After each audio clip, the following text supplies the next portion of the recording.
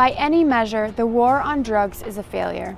Nationwide, governments spend over $50 billion in taxpayer dollars each year to fight their citizens, and despite a massive increase in spending in recent decades, drug use has remained fairly flat.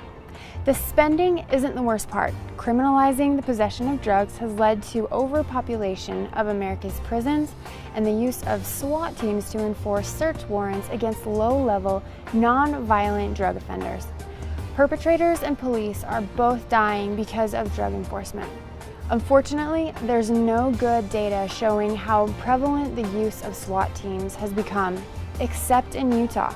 Ours is the only state that requires transparency in how and when SWAT teams are used. A new report using data from 2015 shows that there were 457 total incidents reported, including 281 occasions in which officers forcibly entered a person's residence or other building. Now, if there's a hostage crisis, barricaded suspect, or crime against a person involving violence, then absolutely we want officers risking their lives to defuse a dangerous situation. But these types of encounters only accounted for 7% of the total.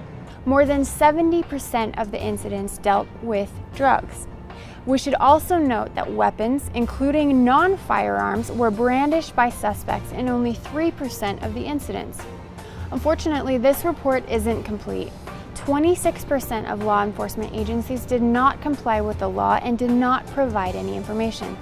As the saying goes, sunlight is the best disinfectant. Transparency for law enforcement helps the public understand how their delegated power is being used, and it appears to be helping. There were 18% fewer of these high-risk encounters in 2015 than the year before. But as the data indicates, more reforms are needed. For the Libertas Institute, I'm Michelle Aiden.